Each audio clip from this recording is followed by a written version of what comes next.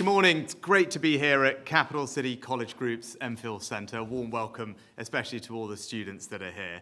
Now, I'm here today to talk about the central purpose of our economic policy, to give you the opportunity to build a wealthier, more secure life for you and your family.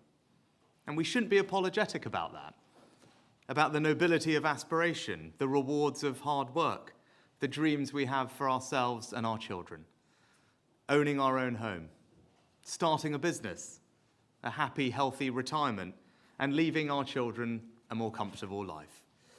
But I know that right now, that dream feels out of reach for too many. So the most urgent choice our country faces is how we change that. Now, my opponents offer only simple fairy tale answers. The idea that someone in Whitehall can plan and direct the whole economy, assisted by tens of billions of subsidies with no plan to pay for it.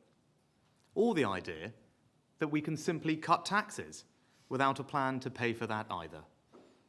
Our approach is different. One that gets inflation down and keeps it down. One that believes the private sector grows the economy, and where government has a role, it must be limited. One that believes in cutting taxes, but doing so carefully and sustainably. And one that is ambitious about the unprecedented opportunities for this country from the new wave of technology. Our approach starts with controlling inflation. High inflation eats away at your pay packet. It makes mortgages more expensive and stops you getting on the housing ladder. It makes pensions and savings worth less. In other words, inflation is a tax. And it erodes that dream of a wealthier, more secure life that we want for everyone. And that's why we've provided unprecedented support for people's energy bills and the cost of living.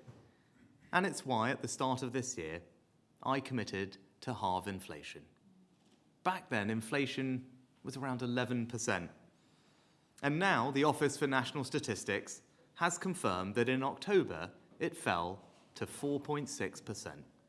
Now, I'm not saying the job is done, but it does mean that we have met our commitment to halve inflation. Prices are no longer rising so quickly. Energy bills have fallen significantly, and for many, wages are now rising faster than prices. And it shows something else, that when we make a major economic commitment, we will deliver it. It would have been far easier to give in to the strikes with inflationary pay rises or any number of calls for higher spending or borrowing. But we held firm. And with inflation halved, we can now look forward towards the future economy that we want to build. And as we do so, the country faces a critical choice about how we grow the economy. Do we continue with the big government, high spending, high borrowing, and high taxes that were necessary through the pandemic? Or, as we believe, should we change our approach and grow the economy through the dynamism of the private sector? Now, nothing shows the difference between those two visions more than the people asking you to believe in them. I've spent most of my career working and investing in businesses, large and small. The Chancellor spent his life before politics starting and running businesses. That's where we learn about the economy. Our political opponents, they've got no experience whatsoever of running a business. And no wonder they think the answer to every question is for the government to spend more and do more. And my approach is rooted in what I learned growing up, working in my mum's pharmacy.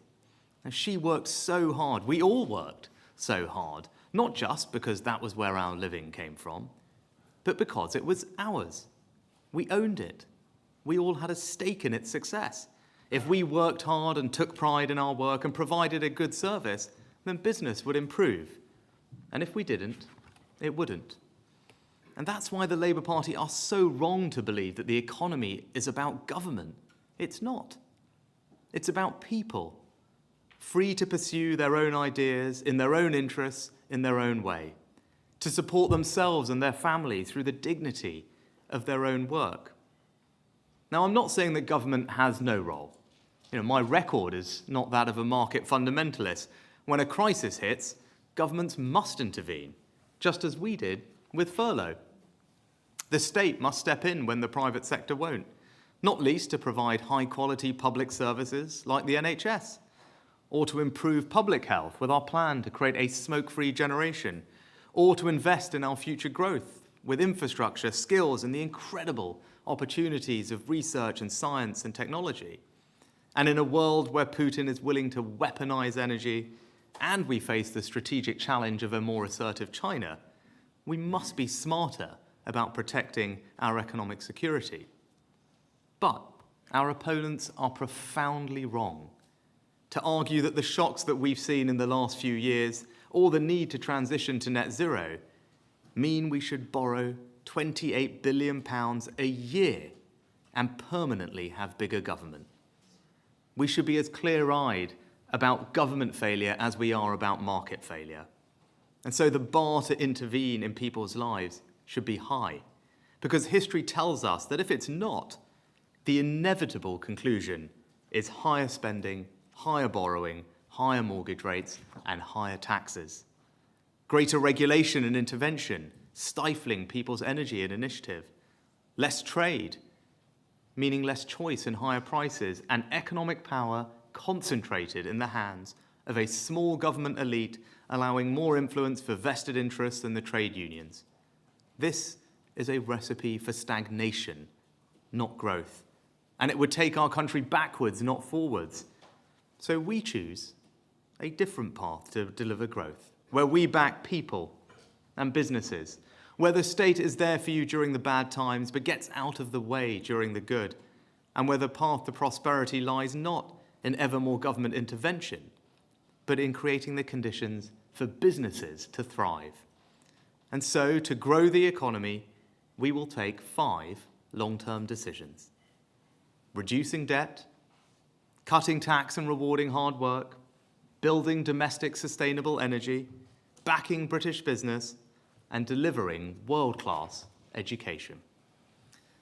The first long-term decision is to reduce our debt, to keep inflation falling and get mortgage rates down to affordable levels.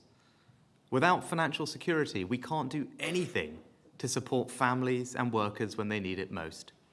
When COVID struck, we could only act because our public finances were in good shape, thanks to the difficult but responsible decisions that were taken over the past decade.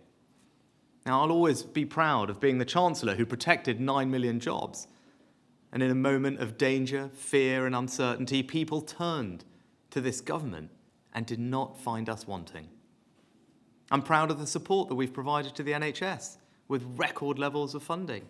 I'm proud, too, of helping households pay their energy bills when Putin cut off the gas. But the only way to give people the peace of mind that government will be there in future crises is to pay down our debts now. And if we don't, we're just leaving our children to pay the bill. Last September was a stark reminder of why this matters so much.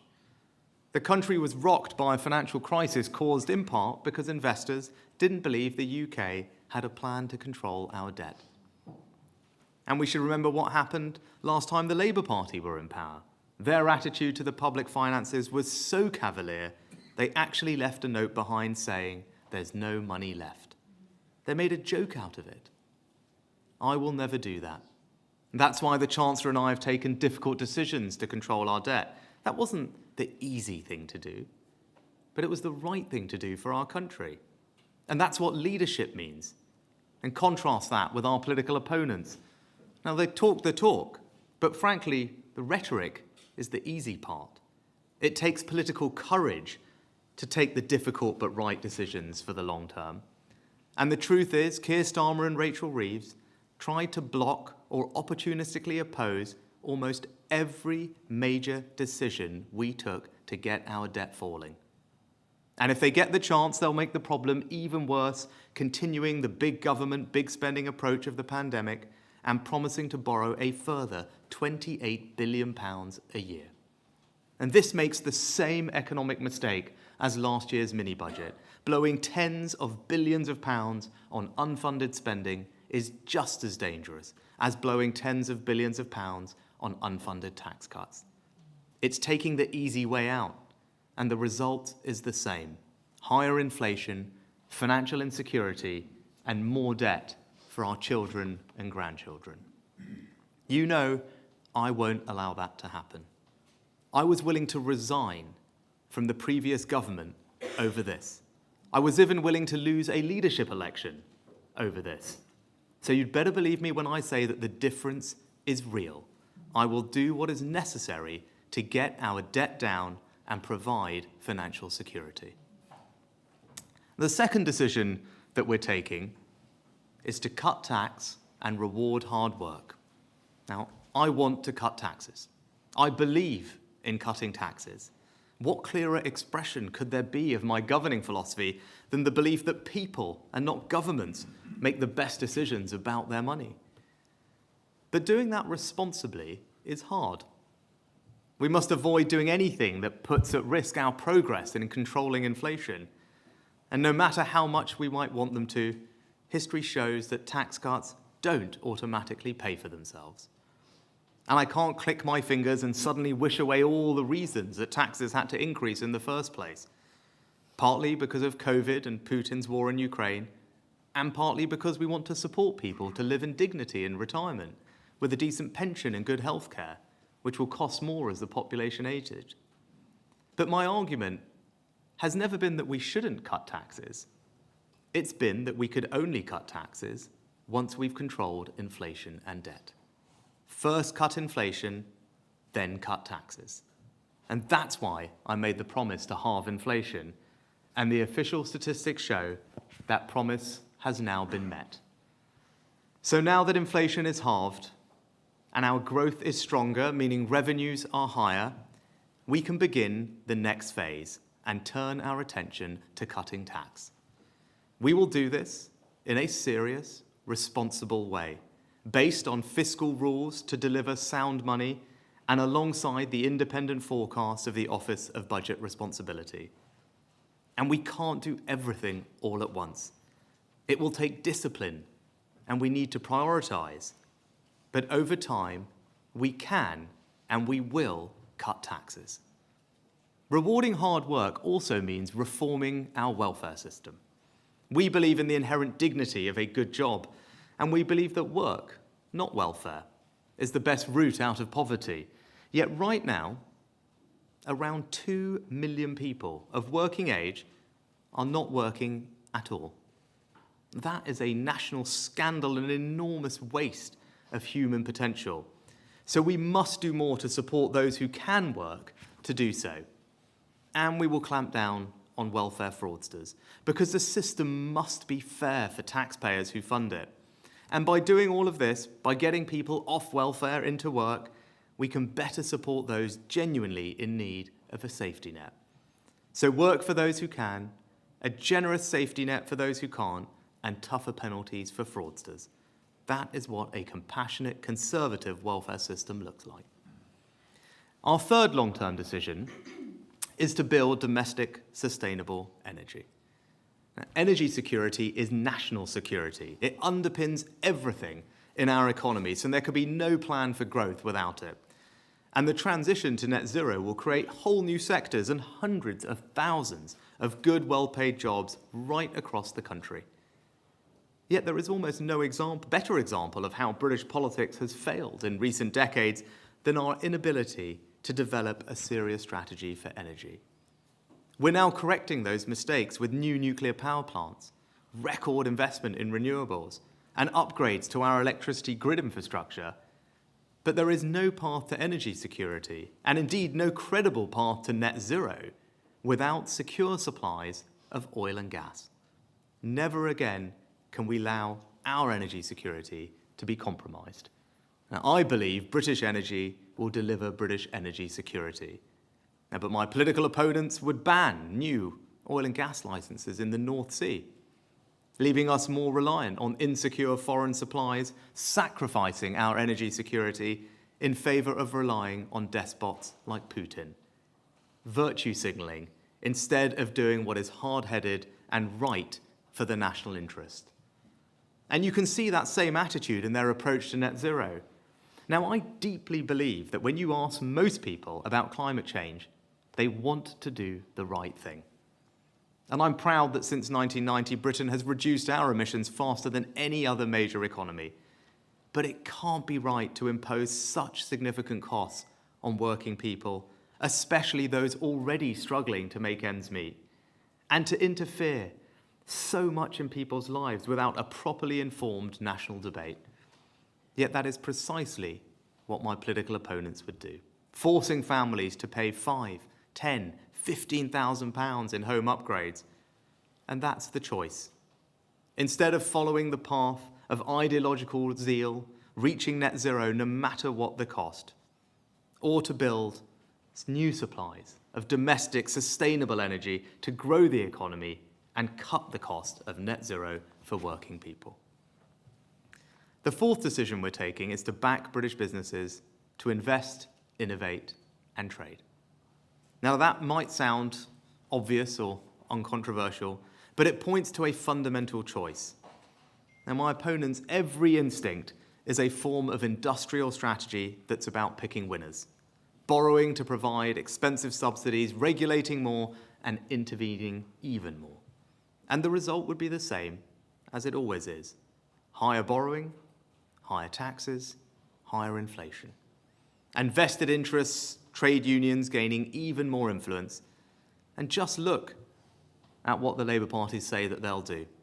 They'll repeal the legislation which gives everyone emergency healthcare even during the strikes. They'll allow unions to bring the entire country to a standstill with the support of just a third of their members. And they're proposing sweeping new regulations, making it harder for businesses to hire new workers. Now, our approach is different. We want to support businesses to invest, innovate, and grow through lower taxes and simpler regulation. And where we provide support, it should be targeted and strategic. So yes, we're investing in roads, railways, broadband, mobile networks right across the country. Yes, we're delivering one of the biggest ever transport upgrades for the North and the Midlands in Network North. And yes, we're delivering the right homes in the right places to support the labour market. But growth is all about getting the private sector to invest too. And that's why the Chancellor is cutting taxes directly on investment. And it's why we're cutting taxes to encourage innovation, because new ideas and ways of doing things are the most important way to raise our productivity. And it's why we're seizing the freedom and flexibility of Brexit. We've already cut Brussels red tape to save small businesses £1 billion a year. We're creating more agile regulation to support innovation and competition, and particularly in growth sectors like financial services, life sciences, and agri-tech. And we're building new trade deals with the fastest growing regions in the world, like CPTPP. Now, it makes no sense to deny ourselves those opportunities by aligning more closely with EU rules that we would have no say over as the opposition would. So this is our message to business. The Chancellor and I spent most of our careers in business. We understand, we care, we get it, and we're acting to make this the best country in the world to do business. Now, our final long-term decision is about delivering world-class education, so young people have the skills they need to get good jobs. Education is about opportunity, about giving people the knowledge and skills to get on in life and fulfill their aspirations, and about preparing the country for the profound transformation technologies like AI will bring. I'm incredibly proud of our record since 2010. Higher standards, more choice for parents, more powers for teachers, and the result?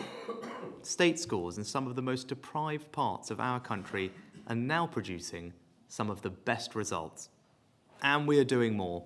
Our new qualification, the Advanced British Standard, will for the first time put technical education on an equal footing with academic courses, dramatically increase time spent in the classroom, teach maths and English to every child through to 18 with extra help for those struggling the most, and give students the chance to study a much broader range of subjects. And we know that brilliant teachers make for a brilliant education, so we're going to back them. We've doubled the grants for new teachers in key subjects to £30,000 over 5 years, and for the first time extended those grants to colleges as well as schools. And again, there's an important choice for the country here. The opposition opposed our reforms to make our kids the best readers in the Western world. They still cling to the false dream that young people can only get on in life if they go to university. And we know that if they get into power, they plan to cut apprenticeship numbers by half. Compare that with our plans for more teachers, higher standards, and more apprenticeships. It tells you everything about the choice on education in this country. Now, to conclude, the first time most of you saw me was during COVID, when I stood up at a press conference to announce the furlough scheme. From that moment until today, whether you like me or not, I hope you know that when it comes to the economy, when it comes to your job, your family, your incomes, I'll always take the right decisions for our country. I promised you we would halve inflation. We took the difficult decisions, and we have delivered on that promise. So now you can trust me when I say that we can start to responsibly cut taxes. And we will now move to the next phase of our plan to grow our economy by reducing debt, cutting tax and rewarding hard work, building domestic sustainable energy, backing British business, and delivering world-class education. You can trust me to take the right long-term decisions, and that's how we'll build a brighter future for all our children. Thank you.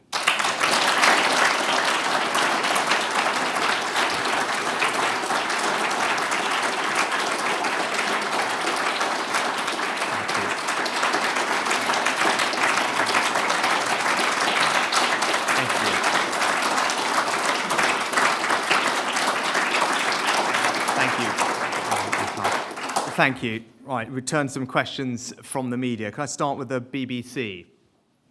Sorry, a microphone somewhere.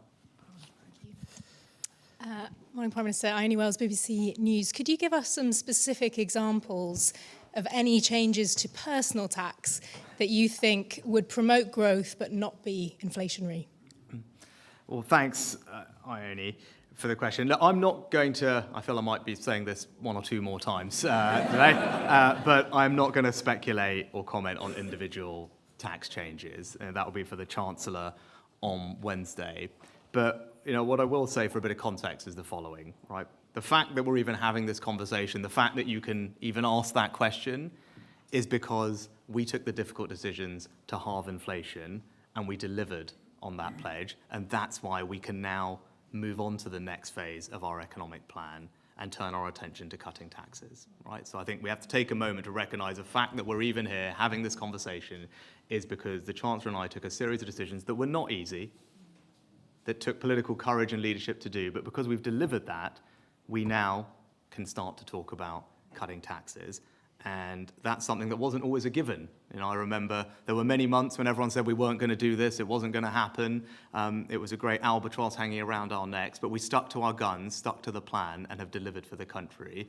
And that's why I'm pleased that we're in this position. Now, look, that still means that we have to be serious and responsible at how we go about cutting taxes. That's what people will expect from the Chancellor and I. That's what we'll deliver. We can't do everything all at once.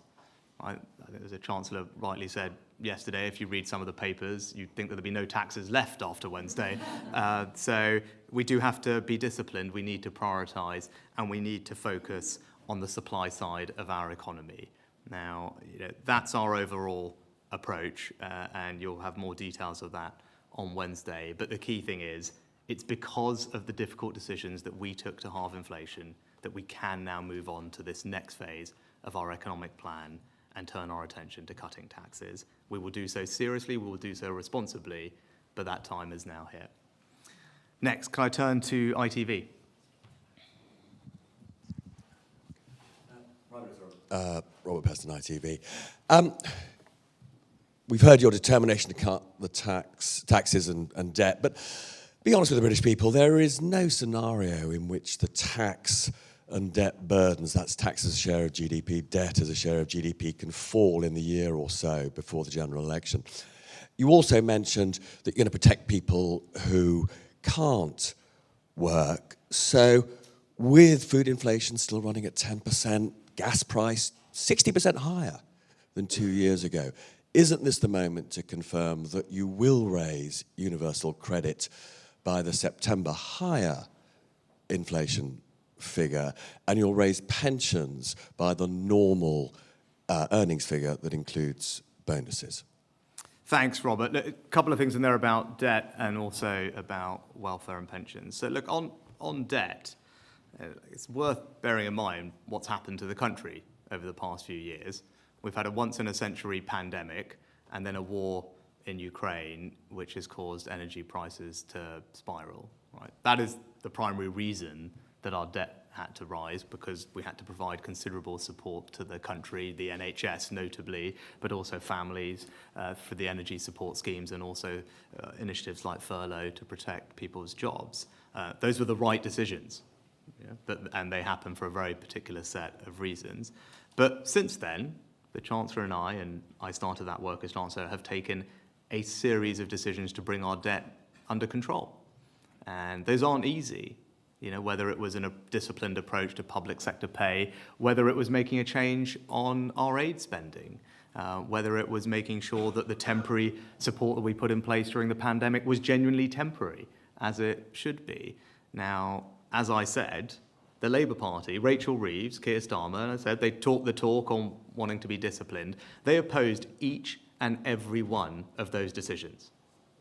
Right? It is rank hypocrisy, on the one hand, to say that you stand for sensible public finances, but whenever it actually comes to a decision that is difficult to get your debt under control, that you oppose it cynically. Right? That's not leadership. That's not how you run an economy sensibly. You have to do difficult things, and that's what the Chancellor and I have done. And because we've done those difficult things, actually, when the Chancellor delivered the spring budget, debt was already forecast to be lower than it was in autumn when I became Prime Minister. We were meeting our fiscal rules to have debt falling in the 5-year time horizon, which is what the fiscal framework is, and we will continue to deliver that. That's because it's important to the Chancellor. It's important about giving financial security for our children, all the young people that are here, because if you're a politician and you're in these jobs and you're not willing to take a difficult decision, what you're essentially doing is just racking up bills on the country's credit card and passing it to all the young people that are here and asking them to pick it up when they grow up. I don't think that's morally right, and it's also not economically prudent. So that's the approach we've taken, and we will continue to deliver that approach. And as I said, the question is for the Labour Party as to why, when every opportunity has come to actually support something that's difficult, they haven't. They've opposed it and shied away from it. And as I said, you'll see something very different from us. We're not going to borrow £28 billion a year extra, because that would just make debt worse. So you talk about what's happening to debt, borrowing £28 billion a year as the Labour Party want to, will make debt go up. It will not improve financial security. It will pass bills to all the young people that are here today, and I don't think that's right. Now, on welfare, I'm not going to preempt the decisions that will be made and announced on Wednesday, but look, our view on the welfare system is that it should be compassionate, it should be fair, and it should be sustainable. And our track record over the past year or two in particular is that we have stepped in to support those who need our help the most when times were difficult. Just this year, the most vulnerable families on welfare are receiving £900 additional support in cost of living payments. This winter Christmas, pensioners, 12 million, are going to receive up to an extra £300 each alongside their winter fuel payment to help them with energy bills, because we know things are difficult this year and have been. Now, we will continue to take that approach, compassionate but also fair and sustainable. I made the points in the speech, with over 2 million people of working age who are not currently working. That isn't a good situation. It's not sustainable for the country, for taxpayers, it's not fair, but it's also not compassionate to write people off. And over a decade, we've seen the percentage of people who are essentially deemed not to be able to do any work has tripled, right? That doesn't seem like a system that's working properly, and that's why we will look to make sure that the system is reformed and supports those who can work to do so. But as I said, our record over the past year is to support those who need our help. I'm proud of that, and it's not over yet. As I said, this Christmas and beyond, more support is there. Next, could we go to LBC? Prime Minister Fraser Knight from LBC. You say on personal tax cuts you can't do it all at once. Would you say, and can you promise, that after this week's autumn budget, people will feel better off? Again, Fraser, just not to repeat what I said before and not to get drawn on the individual taxes, but again, it's because we've taken the difficult decisions to halve inflation that we are already starting to be able to make an impact to people's cost of living. You know, I described in the speech, you've heard it from the Chancellor in the past, inflation acts like a tax, right? It eats into your pay packet, it makes your savings, your pensions worth less, it pushes up the cost of your mortgage, it makes everything more expensive when you do your weekly shop. And that's why the most important priority we had as a government was to halve inflation. It was the single biggest thing we could do to ease the burden on the cost of living and to make people's life a bit easier. And that's why I'm pleased that we've delivered it. Now, look, the job is not done. I'm not saying that at all. I know people are still struggling, but we have now had 3 months where people's wages in general are rising faster than prices. That's welcome, but we need to stick to the plan. We need to make sure that we keep a lid on borrowing and debt, because that's how we'll continue to bring inflation down. And that is the biggest tax cut that we could have delivered to people to make them feel better off over the past year. And that's why we are now able to be in this next phase and turn our attention to cutting taxes. Again, I'm not going to get into individual decisions, but I will say that our priority has always been the supply side of our economy. We're keen to get the economy growing, and now that we've got inflation down, we can start to have that conversation about how best to do that. Next, could we turn to the Mail? Prime Minister, recent polling shows that more voters now think Labour is the party of low taxes compared to the Conservatives. How concerned are you about that perception, and how quickly will you act to change it? Well, you know what I'd say is people should just look at what's happened over the past few years. And as I said, I'm being very honest about the fact that we had to take a bunch of decisions. Those were the result of a once-in-a-century pandemic, right? And then a war in Ukraine that meant energy bills spiraled because Putin weaponized energy supplies.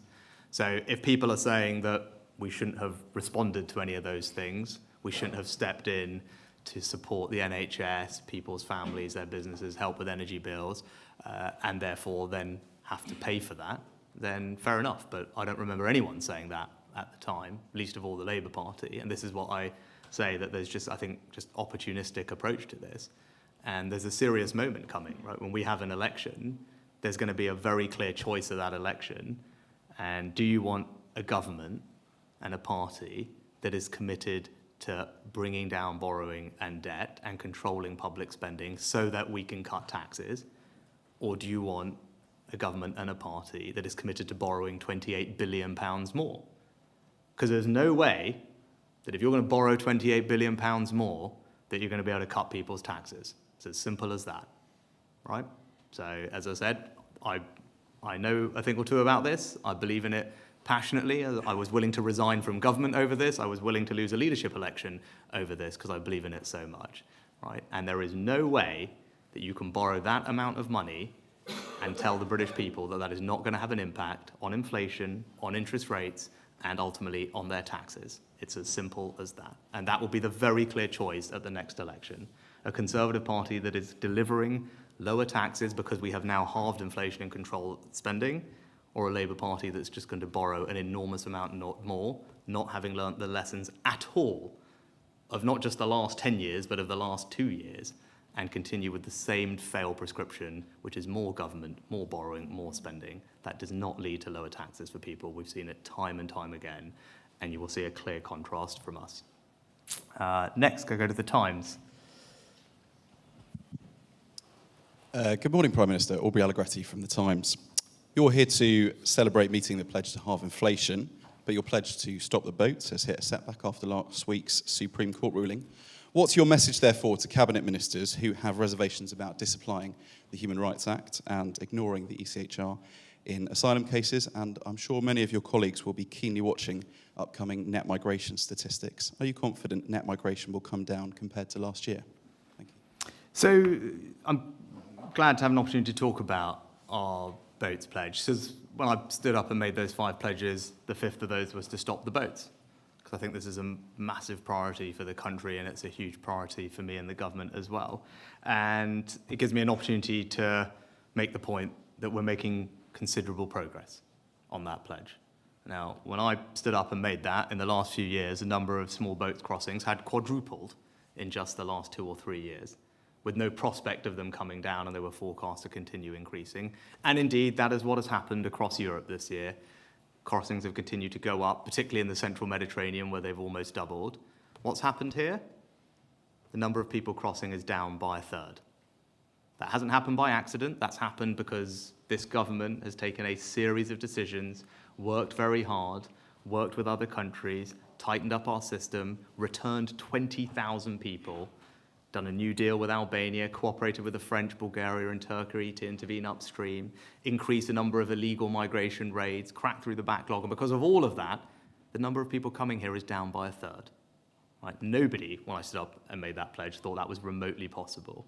So that's the progress we've already made on that pledge. And again, job is not done.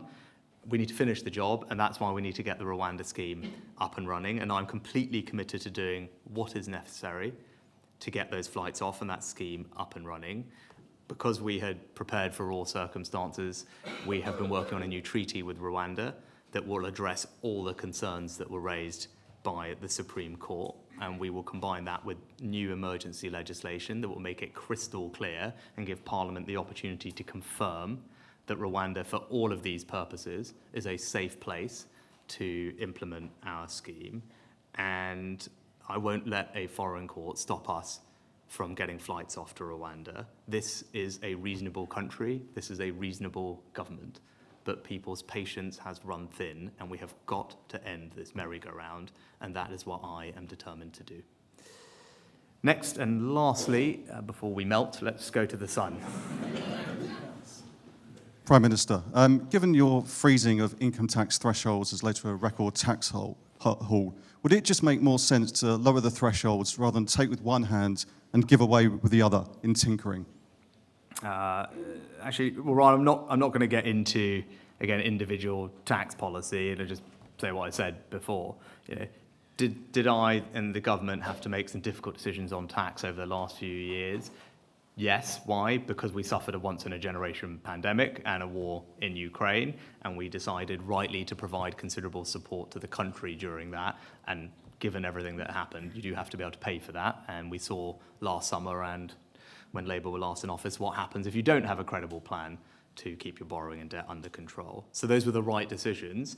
But because we've now been able to halve inflation, and because the economy has outperformed, and I think it's important to make that point too, right? It's not just about the fact that we've halved inflation. You know, when I came into office and Jeremy and I were sitting down, everyone said that there was going to be a recession this year. Most of the people probably sitting in this room commentating, but also the Bank of England, the OBR, the IMF, and the OECD. Everyone said that this country would suffer a recession this year. Now, because, again, of the policies that we've put in place and because of our management of the economy, that recession has been averted. The economy has performed far better than anybody thought. Revenues are up. And the combination of that plus us delivering our pledge to halve inflation means that we are now in a position to turn our attention to cutting taxes. And again, I'm not going to preempt the decisions that the Chancellor will make, other than to say that we will approach that task seriously and responsibly. We can't do everything at once, as I said. We will prioritise, we will be disciplined, and our focus is very much the supply side and growing the economy. But what I can say is, as you heard in my speech, you know, we believe very much in an economy where the government is doing less and allowing people to keep more of their own money, right? That is the long-term direction of travel. That is what we passionately believe as Conservatives, you know, but we have to get there in a responsible and serious way and do things in a measured fashion that doesn't put at risk our inflationary accomplishments so far, because we want to keep getting inflation down. But I'm comfortable that we can do that, and as I said, the fact that we can have all these questions about cutting taxes is a testament to the fact that we have delivered our pledge early to halve inflation, and that's because of the responsible but difficult decisions that we took, and each and every one of them were opposed by the Labour Party. And it gives you a very clear sense of the contrast that will be there at the next election. Thank you very much.